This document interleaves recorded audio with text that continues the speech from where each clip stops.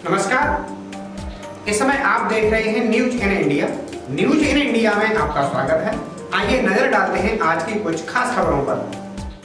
आजमगढ़ में परिवहन निगम कर्मचारी संघर्ष मोर्चा के क्षेत्रीय संयोजक त्रिभुवन नारायण सिंह सह संयोजक उमेश चंद्र गौतम की देखरेख में कर्मचारियों की समस्याओं के निदान करने के लिए संविदा कर्मचारियों को नियमित किए जाने और परिवहन निगम में मृतक आश्रित के परिजनों को तत्काल नियुक्ति किए जाने की मांगों को लेकर धरना दिया गया।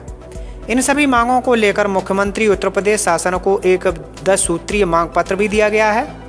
उन्होंने मांग की है कि राष्ट्रीयकृत मार्गों पर निजी वाहनों को परमिट देकर संचालित करने की अधिसूचना को तत्काल निरस्त किया जाए, डग्गामार वाहनों को बंद कराया जाए, उत्तर प्रदेश परिवहन निगम को पूर्व की भांति राज्य की रोडवेज घोषित किया जाए।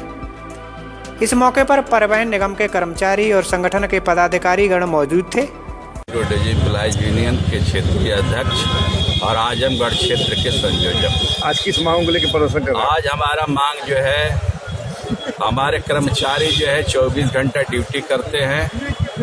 उत्तर प्रदेश सरकार को जनहित से जुड़ी हुई जो भी समस्याएं हैं वो दिन रात जो है जुट करके अपनी सेवा देते हैं।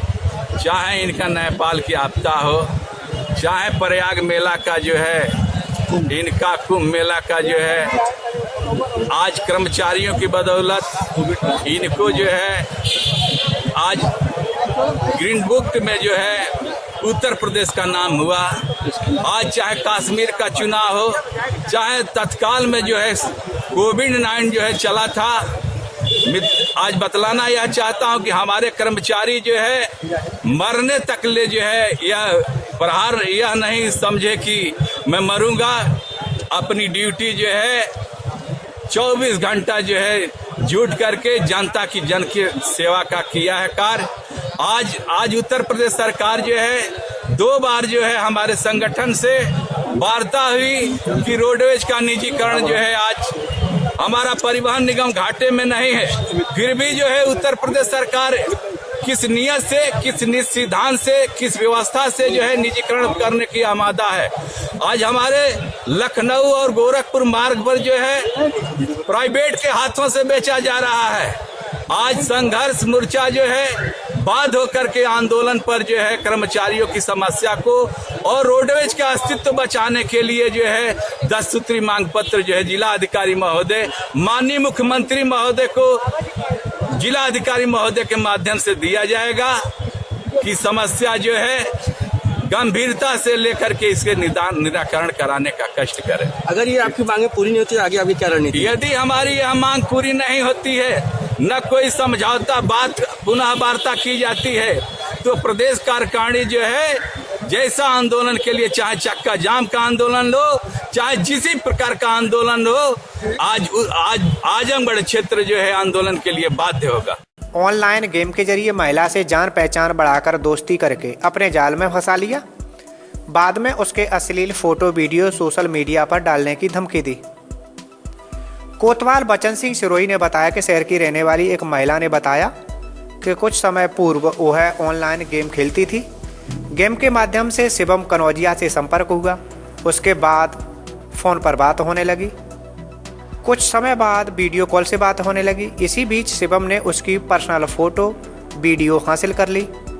इसके बाद उसके पति को फ़ोन करके धमकी दी, ब्लैकमेल करने लगा और कहा कि अगर उसे 2 लाख रुपए नहीं दिए तो वो उसके फ़ोटो और वीडियो सोशल मीडिया पर वायरल कर देगा। ऑनलाइन गेम खेलते थे, वहाँ से इसने बहला फुसला के हमारे से नंबर ले लिया और हमसे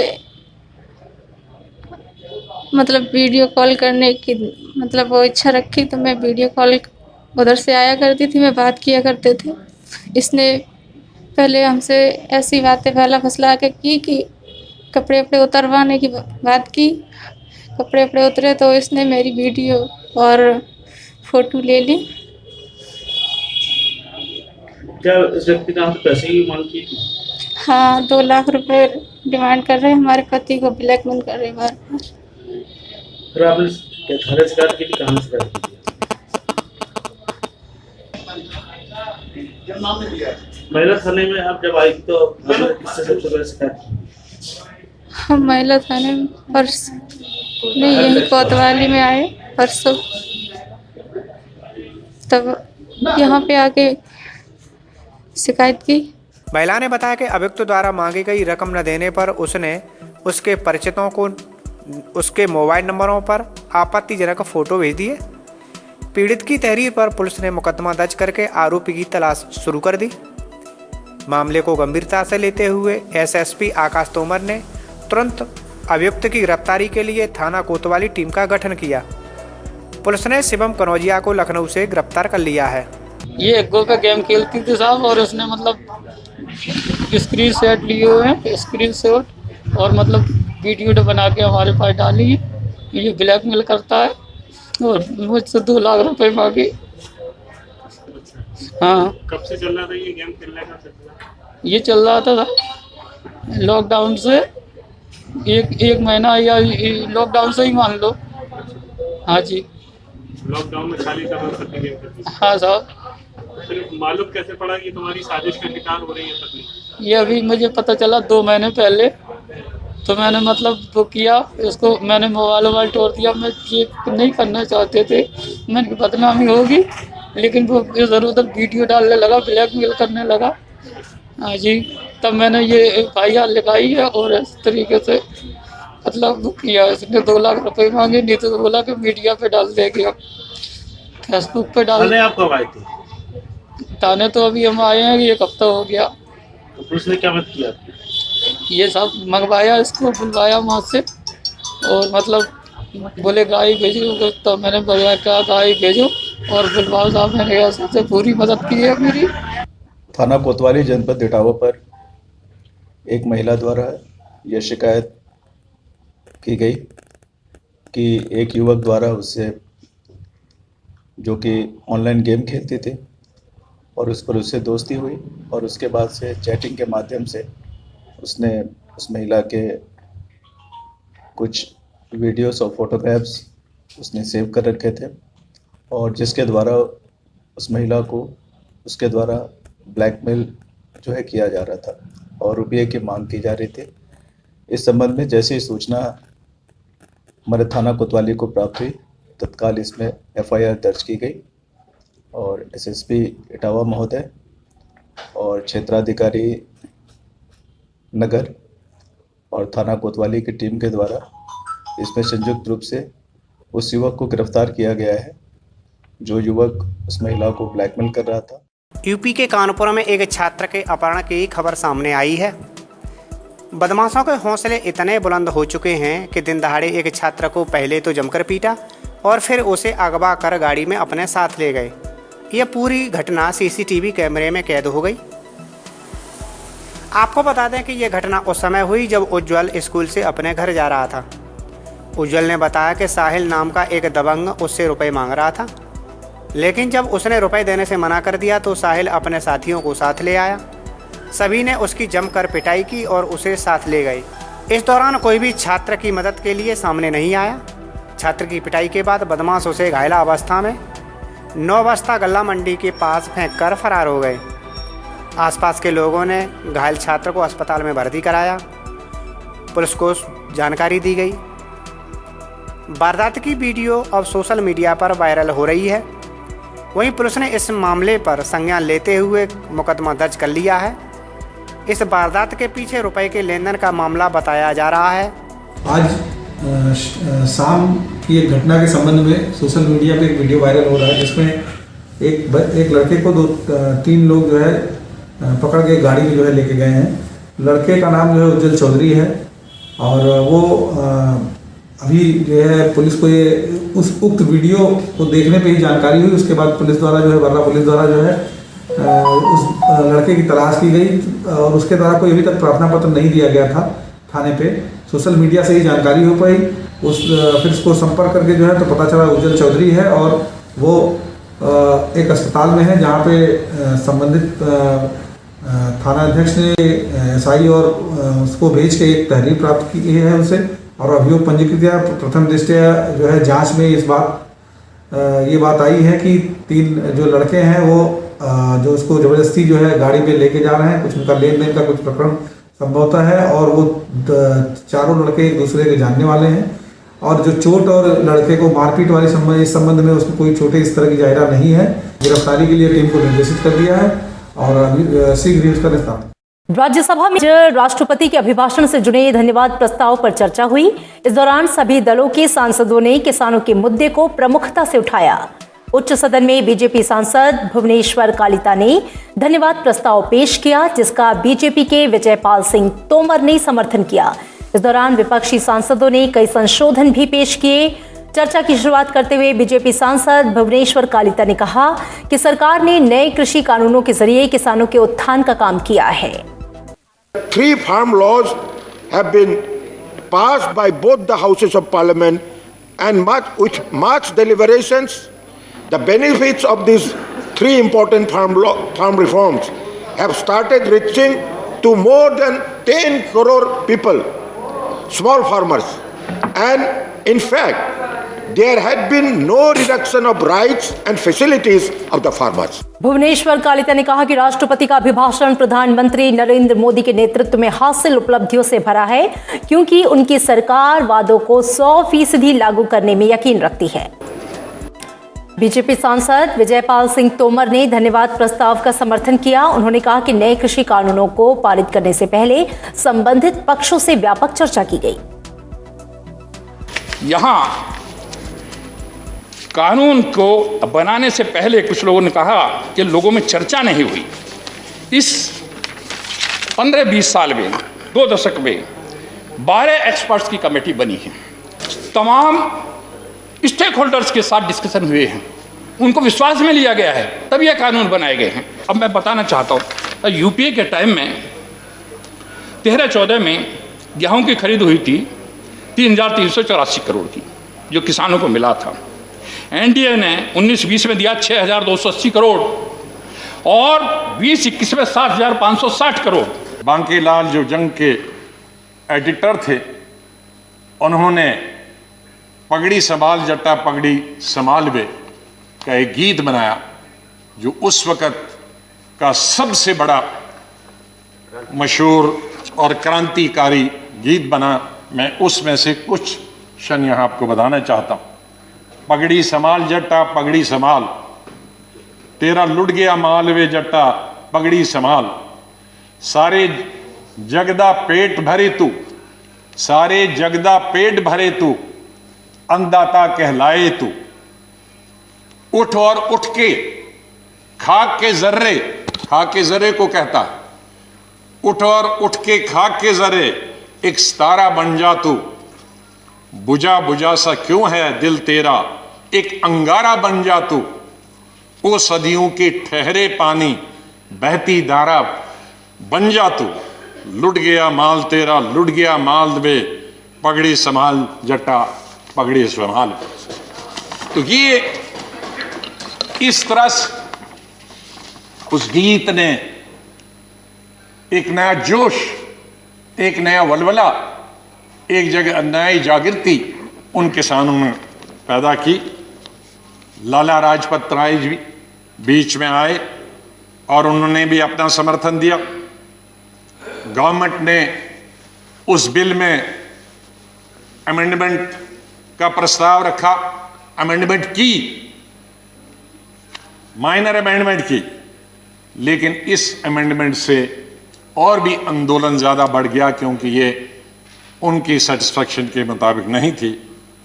और वायलेंस रावलपिंडी, गुजरांवाला, लाहौर में हुआ, तब इंडिया यूनाइटेड था और नतीजा इसका हुआ कि तीनों बिल वापस ले गए सरकार की तरफ। लेकिन आज स्थिति ये है कि देश के किसान, मैं देश की इसलिए बात कर रहा हूँ कि पंजाब, हरियाणा और पश्चिमी उत्तर प्रदेश तो दिल्ली के पास है, ये यहाँ आ सकते हैं और इसलिए आए हैं। वरना नासिक से लेके लाखों की तादाद में लोग मुंबई गए, पवार साहब ने एड्रेस किया उनको, और दक्षिण भारत में कई जगह लाखों की संख्या में लोगों ने रैलियां की, इन कानूनों के खिलाफ विरोध प्रदर्शन किया। अब हमारे किसान बैठे हुए हैं कई महीनों से, तमाम किसानों की जान जा चुकी है, सर्दी की वजह से, भूख की वजह से, अन्य तमाम कारणों से। लेकिन सरकार ऐसी निर्दयी हो गई है, ऐसी बेरहम हो गई है कि उसके ऊपर कोई असर ही नहीं हो रहा है, कोई असर नहीं हो रहा है। आप ये बताइए कि अगर आप उनको 1.5 साल तक होल्ड करने के लिए, रोकने के लिए राजी हो जाते हैं, तो इसमें क्या दिक्कत है कि उन तीनों बिलों को विथड्रॉ करके इस सेशन में रिपील कीजिए उस एक्ट को, और नए बिल ले आइए, उनको स्टैंडिंग कमेटी को भेज दीजिए और उसके बाद नए बिल पास कर दीजिए। अगर पहले भी आपने विपक्षी मांग मान ली होती कि स्टैंडिंग कमेटी को भेज दी जाए तो ये संकट नहीं आता। अब मैं देख रहा हूं कि हमारे गाजीपुर बॉर्डर पर और टीकरी हो चाहे सिंगू बॉर्डर हो, सब पर सड़क खोदकर कंक्रीट की दीवारें बना दी गई हैं। उससे पहले कांटे लगाए गए हैं। मतलब जो हमारी पार्लियामेंट की सुरक्षा नहीं है, उससे ज़्यादा जबरदस्त सुरक्षा की गई। पाकिस्तान बॉर्डर पे भी ऐसा नहीं है, मैंने तो वो बॉर्डर भी देखी, वहाँ भी इस तरह का नहीं है। तो ये क्या हमला करने आ रहे दिल्ली पर? और बार बार हमारे राष्ट्रपति के अभिभाषण में भी इस बात की चर्चा करवा दी आपने। राष्ट्रपति को आप जानते हैं कि राष्ट्रपति तो वही कहेंगे जो आप लिखेंगे, उससे न एक लाइन इधर कह सकते न एक लाइन उधर कह सकते। वो अगर अपने मन की बात कहना चाहें तब भी नहीं कह सकते। अब किसान अपनी मन की बात कहना चाहता है इसलिए आया, क्योंकि वो अगर टेलीविज़न और रेडियो पे उसकी बात आ नहीं सकती, इसलिए बैठा इसलिए है कि वो अपनी मन की बात आपको सुनाने आया है। आप तो अपनी बात सुना देते हैं सबको, कोई दिक्कत नहीं। तो जब और प्रश्न उठता ये है कि आया क्यों है? मेरा ये सवाल है कि आप कहते हैं कि किसानों के लिए कानून लाए, किसानों के लिए कानून लाए, किसान कहते हैं कि हमारे लिए कानून ठीक नहीं। जब उनके लिए ठीक नहीं, जिनके लिए लाए हो, तो आप क्यों जबरदस्ती उनके ऊपर लाद रहे हो कानून? वो कह रहे हैं कि हमारे लिए नुकसानदायक है, आप कह रहे हैं हम आपके लिए लाए। पुलिस ने नोएडा में एक सेक्स रैकेट का भंडाफोड़ किया है। सेक्स रैकेट का गोरख धंधा सेक्टर 18 में मशहूर वेब मॉल में चल रहा था। स्पा सेंटर की आड़ में चल रहे सेक्स रैकेट पर नोएडा पुलिस ने कार्रवाई की है। पुलिस की टीम ने छापा मार कर स्पा सेंटर से दर्जनों लड़के और लड़कियों को हिरासत में लिया है।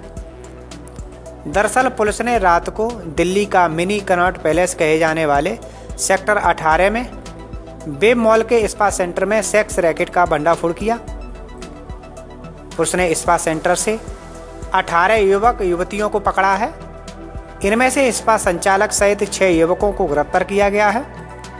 पुलिस ने स्पा सेंटर से कई तरह की आपत्तिजनक वस्तुएं भी बरामद की हैं। वहीं डीसीपी ने जानकारी देते हुए बताया कि स्पा सेंटर में सेक्स रैकेट चलाए जाने की जानकारी काफ़ी समय से मिल रही थी, जिसके बाद छापेमारी की। लड़कियों को पुनर्वास केंद्र भेजा जाएगा। पुलिस ने बताया कि ग्राहकों और स्पा मालिक के खिलाफ कार्रवाई की जाएगी। पुलिस को पिछले काफ़ी समय से सेक्टर 18 में इस संचालित आनंदा स्पा सेंटर में अनैतिक गतिविधियां होने की शिकायतें मिल रही थीं। इस मामले में कार्रवाई के लिए एक विशेष टीम गठित की गई थी। सेक्टर 20 थाना क्षेत्र अंतर्गत वेब मॉल है जो सेक्टर 18 में स्थापित है। इस वेब मॉल में स्पास चल रही है, स्पा सेंटर्स। इस स्पा सेंटर्स में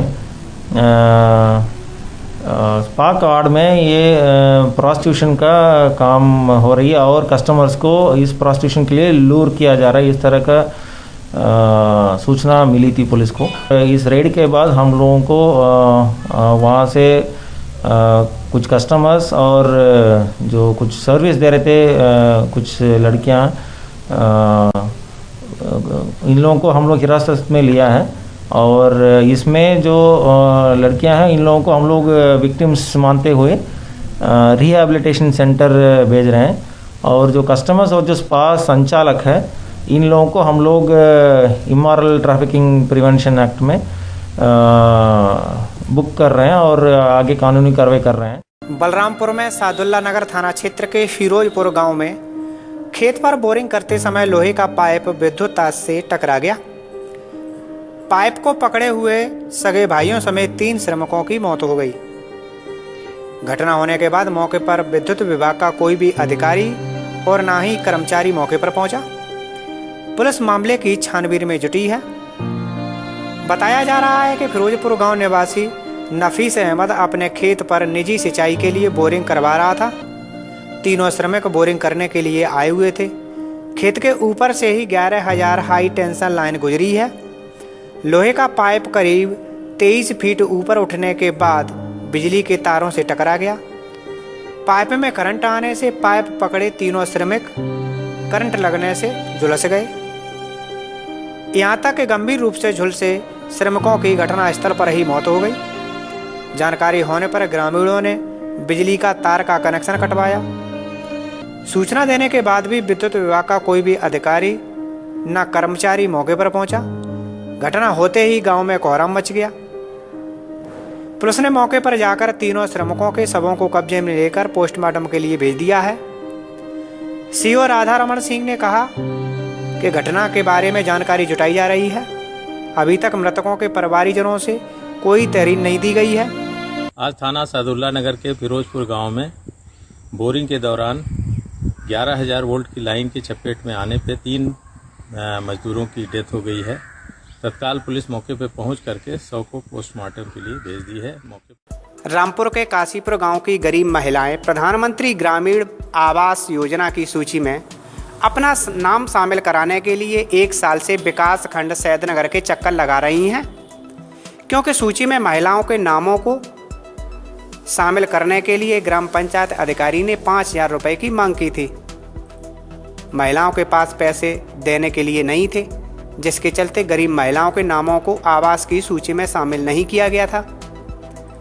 रामपुर से हमारे सहयोगी राहत अली की रिपोर्ट है कि महिलाओं ने जिलाधिकारी को शिकायती पत्र सौंपकर कहा है कि ग्राम पंचायत अधिकारी ने सूची में नाम शामिल करने के लिए 5,000 रुपए की मांग की थी। जब पैसा नहीं दिया गया तो ग्राम पंचायत अधिकारी ने अपात्र लोगों से साठगांठ करके उनके नामों को सूची में शामिल कर दिया। जिन लोगों के नामों को सूची में शामिल किया गया है उन लोगों के पास पहले से ही गांव में पक्के मकान बने हुए हैं। और तो और अपात्र लोगों के बैंक खाते में सरकार द्वारा 40,000 रुपए की धनराशि भी भेज दी गई है। पत्र सौंपकर जिलाधिकारी ने इस पूरे मामले की जांच कराने की मांग की है। हम यूँ आए हैं कि वहाँ पे जाते हैं सैदनगर, तो वहाँ मांगते हैं कि 5,000 रुपये दो। तो साहब हम कहाँ से दें, गरीब इंसान हैं, तो हम 5,000 रुपये कैसे दे सकते हैं। 1 साल हो गया वहाँ पर आते जाते, कोई सुनवाई नहीं है। किस चीज़ के लिए 5,000 रुपये मांगते हैं? मतलब इसके लिए कॉलोनियों के लिए। कौन मांगता है? सेक्रेटरी कहते हैं कि हमें 5,000 रुपये दो, तो जब तुम्हारा नाम लिखा जाएगा तो हम कहाँ से लाएंगे। तो आप लोगों को भी कॉलोनियाँ नहीं मिली हैं? नहीं मिली हैं। और यहाँ भी 4 बार आ गए, यहाँ भी सुनवाई नहीं है। अच्छा, आपके गांव में कितने लोगों को कॉलोनियाँ मिल चुकी हैं? साहब कई लोगों को मिल गई हैं, उन्हीं को मिल रही हैं। गरीब इंसान को कहाँ मिल रही है, जिनके कहने खेती नहीं, किसानी नहीं, कोई कारोबार नहीं। तो आपने दिए? की पूर्ण नहीं है वहाँ पे। पैसे दिए थे आपने? नहीं, हम कहाँ से दें, हमारे खाने कहाँ से जब है नहीं तो। शिकोहाबाद की रहने वाली आयुषी गुप्ता ने सीए की परीक्षा पास करके परिवार के साथ साथ नगर का भी नाम रोशन किया है। माथुर समाज की ये पहली बेटी है शायद जिसने सीए जैसी कठिन परीक्षा पास की है।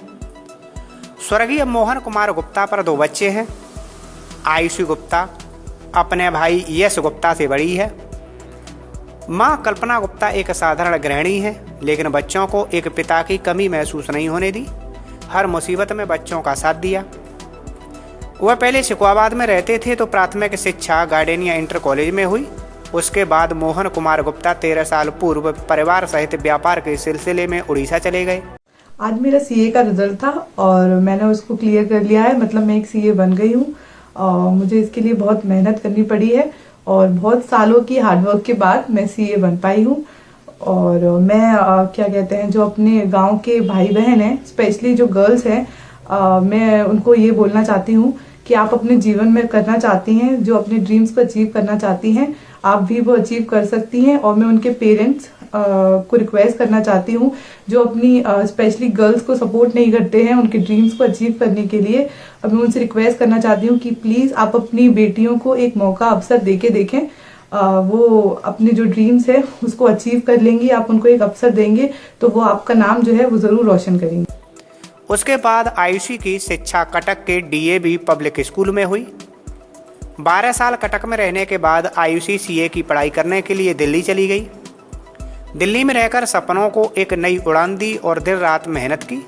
मेहनत करने के बाद परीक्षा पास की और परीक्षा पास करके सीए बन गई। मेरा नाम यश गुप्ता है और इस टाइम मुझे काफ़ी खुशी हो रही है, काफ़ी प्राउड फील कर रहा हूँ कि मेरी सिस्टर आयुषी गुप्ता जिन्होंने अभी सीए का रिज़ल्ट निकला है और वो पास हुई हैं और सीए बनी है वो, और इसमें मुझे काफ़ी खुशी है। हम लोग उनकी जो मेहनत उन्हें जो की है वो उनकी रंग लाई, सफल हुई उनकी मेहनत, उन्हें काफ़ी मेहनत करी थी। और इस टाइम हम पूरे मतलब फैमिली हमारी काफ़ी प्राउड फील कर रहे हैं कि हमारे माथुर समाज के पहली लड़की है शुकावत की जो सीए बनी है। हमें काफ़ी अच्छा फील हो रहा है और प्राउड फील कर रहे हैं हम लोग। आजमगढ़ में विद्युत कर्मचारी संयुक्त संघर्ष समिति उत्तर प्रदेश के आह्वान पर केंद्र और राज्य सरकारों के निजीकरण की नीति के विरोध में और प्रमुख समस्याओं के समाधान के लिए सभी अधिकारियों कर्मचारियों ने मुख्य अभियंता कार्यालय पर कार्य बहिष्कार किया। उनकी 6 सूत्रीय मुख्य मांगें थी, जिनमें इलेक्ट्रिक सिटी अमेंडमेंट बिल 2020, विद्युत वितरण के निजीकरण हेतु लाए जा रहे स्टैंडर्ड्स बिलिंग डॉक्यूमेंट्स को निरस्त किया जाए, निजीकरण की केंद्र शासित प्रदेशों में चल रही प्रक्रिया वापस ली जाए, ग्रेटर नोएडा निजीकरण आगरा का फ्रेंचाइजी करार रद्द किया जाए, सभी बिजली कर्मियों के लिए पुरानी पेंशन योजना वर्ष 2000 से लागू की जाए, नियमित पदों पर नियमित भर्ती की जाए, सभी वर्गों की वेतन विसंगतियों को दूर किया जाए, सभी वर्गों को 3 पदोन्नत पदों पर समय बाद वेतन दिया जाए। कार्य बहिष्कार के मौके पर पदाधिकारी कर्मचारीगण विद्युत केंद्रों से सैकड़ों संविदा कर्मी उपस्थित रहे। ये जो विद्युत कर्मचारी संयुक्त संघर्ष समिति उत्तर प्रदेश का एक घटक हाइड्रो इलेक्ट्रिक एम्प्लॉइज यूनियन भी है और आज हमारे पूरे देश के 15 लाख बिजली कर्मचारी इलेक्ट्रिसिटी अमेंडमेंट बिल 2020 के विरोध में हम जो है पूरे देश में आज एक रोज का कार्य बहिष्कार करके और विरोध सभा करके सरकार को ये आगाह करना चाह रहे हैं कि बार बार निजीकरण की बात जो की जा रही है इसको समाप्त किया। आज हमारी इस डिमांड पर जो है किसान भी लड़ रहा है, आंदोलित है और हमारी ये जो है निजीकरण की डिमांड जो इलेक्ट्रिसिटी अमेंडमेंट बिल 2020 को वापस करने की मांग है। इसके अलावा ये जो है केंद्र शासित प्रदेशों को के बिजली क्षेत्र को निजी हाथों में दे दिया गया है, उसके विरोध में भी हम आज खड़े हैं। हमारी डिमांड ये भी है कि इलेक्ट्रिसिटी विद्युत बोर्ड जो था हमारा उसको पुनः वापस किया जाए, स्थापित किया जाए और सबको जोड़ करके इलेक्ट्रिसिटी उत्तर प्रदेश राज्य विद्युत परिषद का पुनर्गठन किया जाए, पुनः गठन किया जाए।